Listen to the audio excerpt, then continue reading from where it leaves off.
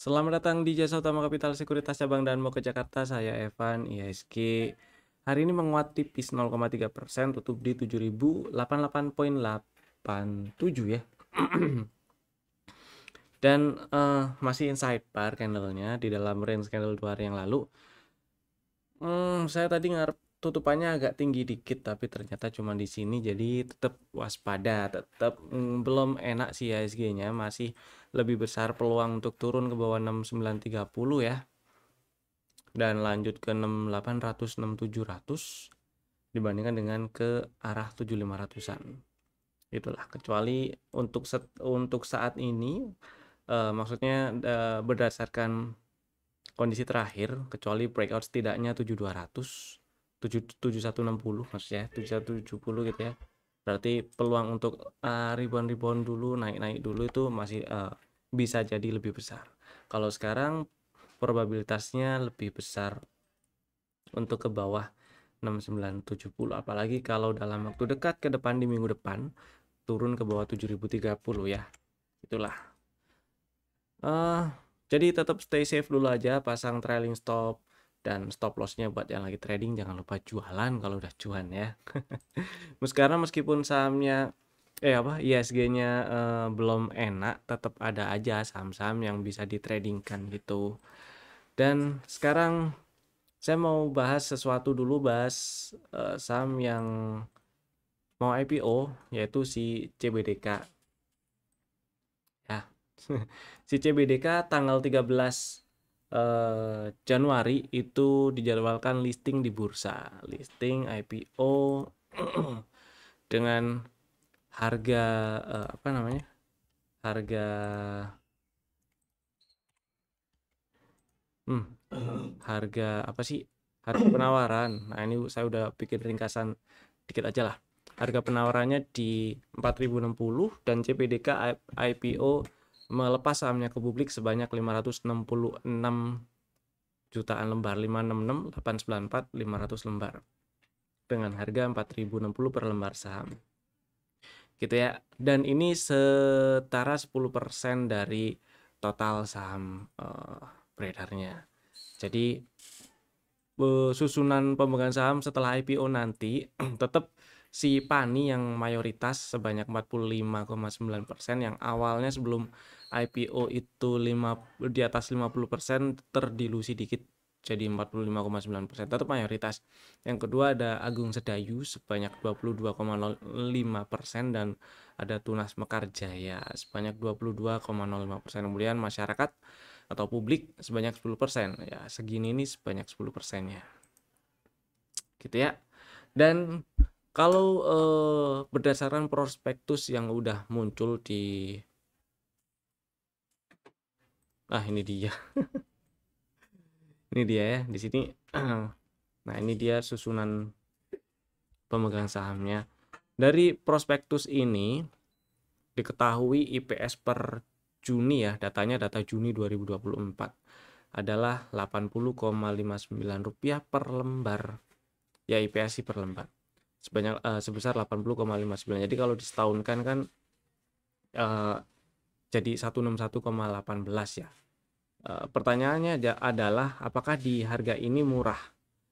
Dan kalau kita lihat rasio pernya udah disetahunkan jadi 25 kali, dan kalau dibandingkan dengan saham sektor properti yang lain, dan karena CBDK ini properti ya bukan termasuk yang murah sebenarnya. Itu sih.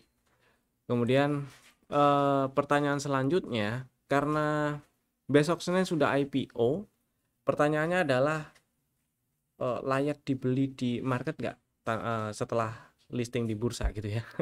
Masih oke nggak beli di market? Kayak si Ratu ini ya, kemarin udah dibahas. Ratu oke, kemudian di pertanyaan selanjutnya adalah masih oke nggak dibeli di market? Beberapa hari ini ARA, apakah CBDK akan seperti Ratu? Coba kita telaah dikit-dikit, lalu kita cocokmologi gitu ya. Yang pertama, jumlah saham yang beredar di sini nggak banyak, dan biasanya saham-saham yang IPO, saham yang dilepas ke publik itu nggak banyak, itu menarik. Nah, di sini di kasus ini CBDK hitungannya nggak banyak.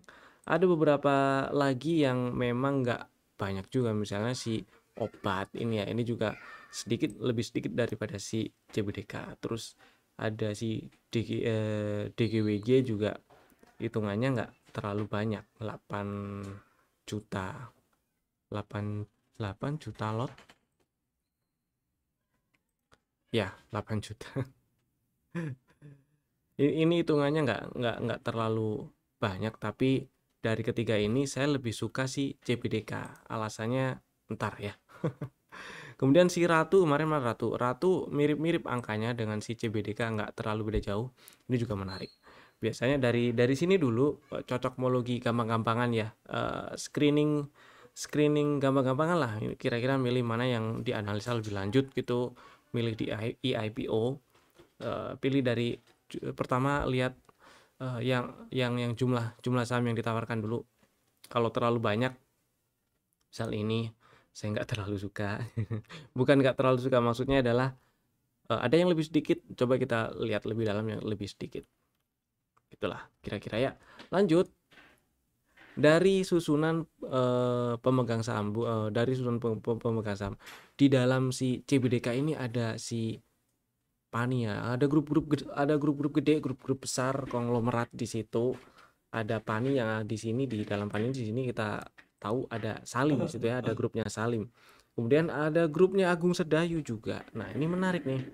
Ada dua konglomerat, ada dua konglomerat di situ yang ada di dalam si CBDK.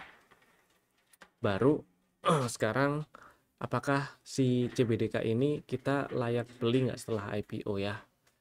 Kalau lihat di pemegang sahamnya menarik karena ada grup konglomerat, ada kemungkinan dengan saham yang dilepas itu sedikit, ya bisa jadi 10% ini dengan balik lagi dengan oversubscribe yang cukup gede ya, oversubscribe-nya si CBDK, bisa jadi di situ yang ngebeli, maksudnya itu nggak full masyarakat. Ini opini pribadi aja, bisa jadi nggak full masyarakat, bisa jadi ada entah itu siapa gitu ya. Jadi emang kalau emang bener ya sisanya emang makin dikit aja lagi gitu. Dan setelah itu kita coba lihat dari rasio marketnya, apakah segini itu cukup murah, dan angka per 25 kali sih bukan angka yang kecil ya kalau dibandingkan di sini misalnya BSDE sih lebih ke perumahannya, dia jauh lebih kecil pernya dibandingkan dengan si CBDK. Terus kemudian apalagi PANI mah D. P1 juga jauh lebih kecil. CTRA si Demas mana Demas masih lebih kecil. Jadi angka 25 kali itu bukan angka yang kecil, bukan angka yang murah. Berarti rasio ini kasih tahu kita kalau si IPO si CBDK itu harga segini bukan harga yang bisa dibilang murah juga, tapi karena di dalam situ ada ini nih, ada dua konglomerat sini, kemudian saham yang dilepas dikit, oversubscribe-nya banyak. Jadi besok waktu udah listing, boleh aja kalau misalnya mau beli di market langsung waktu udah listing ya, berarti tanggal 13. Otomatis belinya nggak di harga 4060 sih. Kalau misalnya mau ngejar harganya ya 4060 kaliin 25%-nya ditambahin, berarti berapa tuh? Arahnya berapa? Harga berapa? 4060 dikali 1,25. Ya 25%. 5075 arahnya. Arah hari pertama di 5075. Kalau misalnya minat pengen beli, langsung taruh order di harga arah ya di harga 5075. Dan strateginya, opini saya pribadi lebih ke trading jangka pendek aja. Besoknya cuan, mau kabur silahkan, kan udah lumayan gitu ya. Kurang lebih seperti itu sih pembahasannya, nggak perlu terlalu banyak, udah banyak juga yang bahas si CBDK, tapi bahas enak atau enggak atau gimana kurang lebih dibeli setelah IPO, saya tadi cari-cari kok belum ada gitu ya. Oke, selanjutnya kok tak minimize. Selanjutnya kita bahas saham-saham yang masih ada di dalam watchlist aja. Ada beberapa sih. Yang pertama CMNT.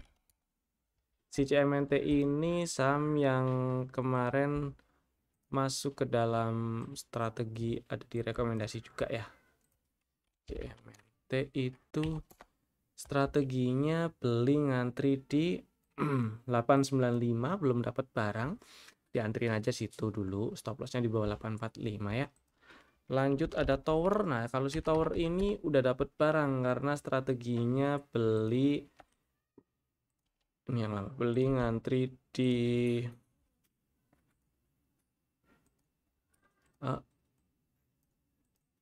beli ngantri di 665, tadi udah dapat barang. Closing hari ini 675, ada cuan dikit. Hold dulu nggak apa-apa, selama nggak tutup di bawah 610 masih aman. Mudah-mudahan lancar ke 790 atau bahkan lebih, 800-an boleh lah. Saham berikutnya ada Akra. Si Akra ternyata lanjut menguat hari ini meskipun masih inside bar pattern ya. Kemarin strategi beli di 1100 belum dapat barang. Ini Akra saya cukup suka soalnya dia reboundnya. Jadi kalau misalnya mau ngejar atau minat banget beli Akra, area order belinya boleh dipasang di 3 level, 1140, 1100 dan 1065 dengan stop loss sama-sama di bawah 1030.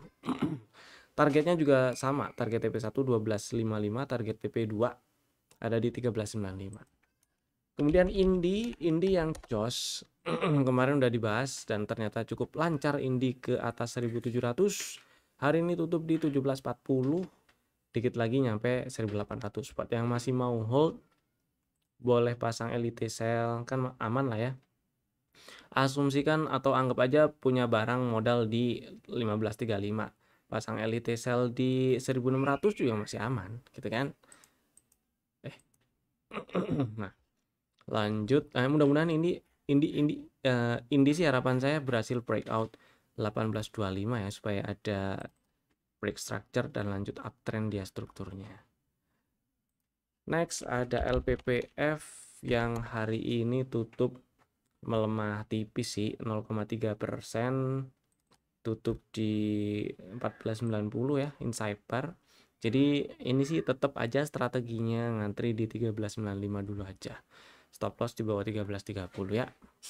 Kemudian berikutnya ada Pegas. Pegas ternyata nggak mau atret, dia menguat lagi hari ini, menguat 1,79, tutup di 1705. Nah ini fraktal dia pindah ke atas ini nih, pindah ke 1725. Kalau misalnya minat banget beli Pegas naik ke atas 1725 boleh sih buat trading jangka pendek gitu ya, tapi saya lebih suka ngantri di bawah kalau untuk kondisi yang seperti ini. Kalau untuk kemarin si Indi buy break oke, karena dia ada tanda-tanda kalau misalnya ngebreak fraktal berarti dia confirm mantul dari area-area support gitu. Setelah koreksi ini di atas nih, lagi diem di area resisten minor yang atau resisten yang di breakout kemarin gitu ceritanya ya. Next ada Astra. ASI, saya masih tetap pilih tunggu di minimal di area hijau yang atas. Jadi sabar dulu, sabar dikit lagi. Mudah-mudahan si Astra bisa nyamperin area 4700-an lah ya paling enggak, mudah-mudahan lah ya. Atau kalau di 4760 sampai 4700 nggak ada tanda rebound, tungguinnya di bawah 4600 seperti yang ada di strategi yang sempat disebar. Lanjut ada WIRG. Oke, WIRG lumayan sih hari ini, menguat 2,41%, mantul lah ya dari area beli yang kemarin disebar di strategi, yaitu di 83. Hold dulu nggak apa-apa selama nggak tutup di bawah 78 masih aman. Mudah-mudahan lancar ke 95 96 ya. Lanjut ada STAA yang ternyata hari ini menguat 1,23%. Hold dulu, mudah-mudahan bisa lancar ke 860-an. Masih aman disimpan selama nggak tutup di bawah 775. Dan lanjut ke saham yang di request yaitu JIHD. Oke. Jarang dilihat sih, jarang saya lihat JIHD. Pertama, ini saham ramenya jarang pakai AMI broker lah. JIHD. Belakangan ini sih emang ya rame belakangan ini si JIHD ya. Terus kalau dilihat zoom in dulu, di sini ada tanda atau ada ada tanda-tanda rebound lah. Ini inside bar kan. Oke, inside bar, terus ini candle hijau, candle merah, jadi candle hijau. Jadi kalau misalnya saya ganti tampilan chartnya ke line chart, nah ini ada mulai zigzag higher low gitu ya, ada zigzag naik gitu. Satu tanda awal perubahan arah harga, tapi targetnya terbatas sekali. Targetnya dikit. Targetnya di mana? Targetnya sebenarnya udah disamperin waktu kemarin itu. Ini kalau misalnya inside bar-nya nggak dianggap, ini ada ya bisa sih kalau misalnya inside bar-nya dianggap juga. Ini kan closingnya jadi di sini ya. Closing di sini area TP-nya di 1790-an, 1795, 1800. Ini sih udah take profit. Sekarang tutup di 1570, kurang lebih sih yang ditanyakan enaknya gimana dengan modal di 1500-an juga ya kalau nggak salah ya. Ini kan modalnya mepet nih dengan modal dengan harga penutupan hari ini nih. Harapannya sih berhasil ngetes 1800 lagi, tapi entahlah bisa ke sana atau enggak, mudah-mudahan bisa. Tapi area atau level yang perlu diwaspadai yaitu 1380. Jelas kalau turun ke bawah 1380 ya berarti minus. Berarti udah minus ya. Karena strukturnya ini gimana nih strukturnya? Tiba-tiba ngelonjak kayak gini, pullback terakhir ada di sini sebagai 2995. Sekilas kelihatan di situ. Jadi ya saya lebih pilih area 1380 untuk atau 1375 untuk jadi trailing stop atau LIT sell, taruh order LIT sell-nya. Jadi kalau enaknya digimanain dengan modal di berapa ya tadi, 1530 atau 1350 saya lupa. Kalau 1350 pasang aja LIT sell di 1375 gitu aman. Jadi ya kalau turun ke bawah 1380 kan jadi bisa exit, masih bisa exit dengan selamat. Kalau modal di 1530 exit dulu sih nggak apa-apa. Karena ini candle tanggal 7 Januari itu candle dengan body kecil dengan shadow atas dan bawah yang jauh lebih panjang atau gede daripada bodinya. Candle selanjutnya breakdown low candle tanggal 7 dan lanjut melemah. Nah, ini akan bisa jadi area supply, ini jadi area supply berarti. Gitu maksud saya. Jadi kalau misalnya masih mau hold, level yang dipantau adalah 1380. Ke bawah itu boleh exit dulu nggak apa-apa. Dipertimbangkan exit nggak masalah. Kalau misalnya modalnya tadi 1530 ya exit dulu aja sekarang di harga 1570, maksudnya di harga closing hari Jumat ini nggak masalah sih. Yang penting kan masih ada cuan bisa kabur gitu ya. Next, mudah-mudahan menjawab. Next kita bahas rekomendasi saham untuk tanggal 13 Januari 2025 hari Senin dan atau dalam waktu dekat ke depannya. Ada 2 saham dulu, Bapak Ibu bisa langsung tambahkan ke dalam watchlist atau bikin ordernya sekarang juga menggunakan smart order dari Jasa Utama Capital Sekuritas. Saham pertama ada BSDE. Saham yang beberapa kali dibahas sebenarnya ini BSDE ya. Si BSDE ini lagi ada di area beli dan di dekat level entry. Terus stop lossnya juga di bawah 870, jadi hitungannya ini low risk. Dengan target TP1 di 1130, ini risk reward rasionya sangat bagus.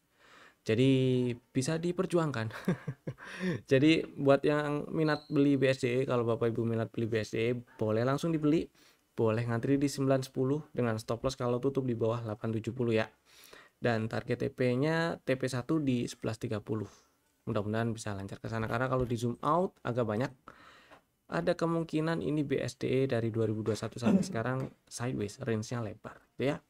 Mudah-mudahan ini dalam waktu dekat ada tanda-tanda mantul dan OTW ke 1300-an lagi.